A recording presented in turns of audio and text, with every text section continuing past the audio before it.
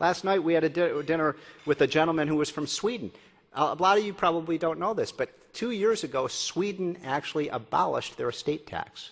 They abolished their death tax. Now, what's wrong with this picture? America, the land of the free, we have a 55% flat death tax, but Sweden has gotten rid of theirs. Now, on this, just as an aside, one of the policies that we find has a very dramatic impact on the competitiveness of a state, and I don't know if you'd agree with this, Arthur, but I'd put it at #1 on the list.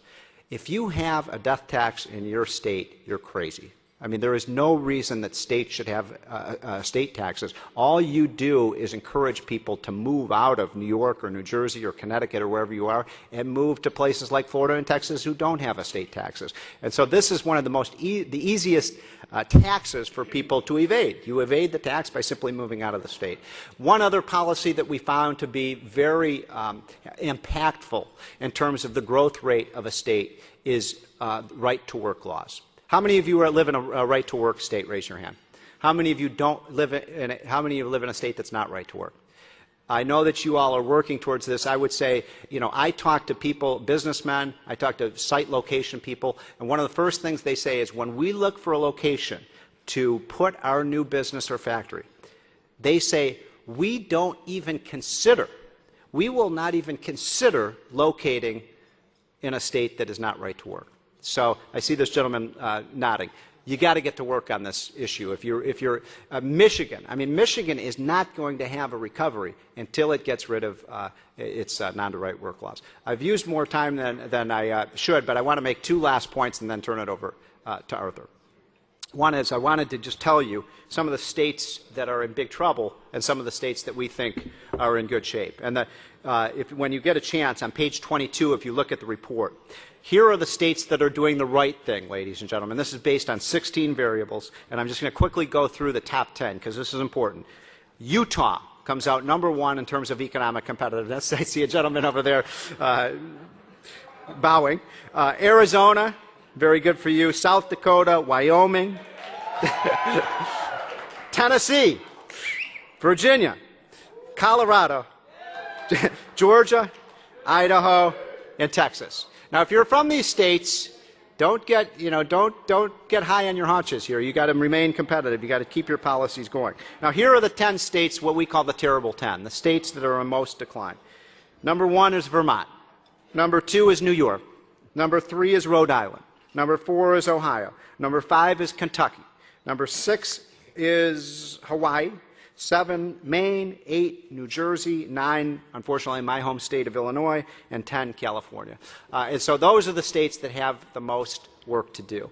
I want to conclude this by saying that I find, when I look at these states, there were 3 states this year that moved in the opposite direction, that moved in an anti-competitive direction. And those 3 states were Michigan.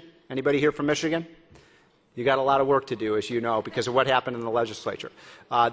Michigan, the one state, the only state in the country that had a recession last year was Michigan, and they thought they would lure more businesses into the state by raising their business taxes. I don't get that concept.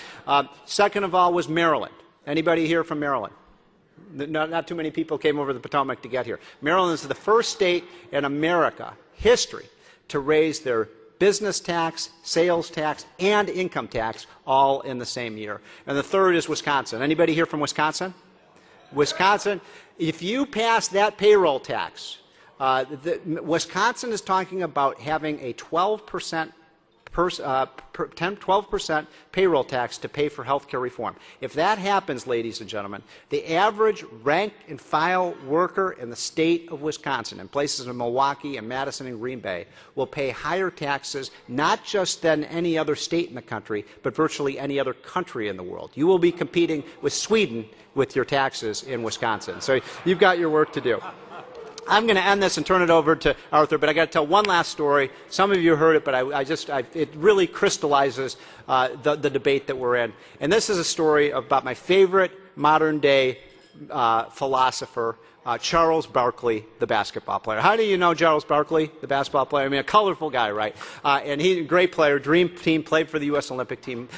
He was asked before the 2004 elections who he was going to vote for president. He was on this TNT television telecast, and he said, you know what, to his colleague Kenny Smith, I think I'm going to vote for George Bush. This was when Bush was, this was actually when Bush was running against Gore in 2000. And so his colleague was shocked by this news that this, this black basketball player from poor area in Auburn, Alabama, was going to vote for George Bush. And so Kenny Smith interrupts him and says, Charles, did you just say you're going to vote for George Bush for president? And Charles said, yeah, I think I am. And then he says, Charles, don't you understand that George Bush is a Republican?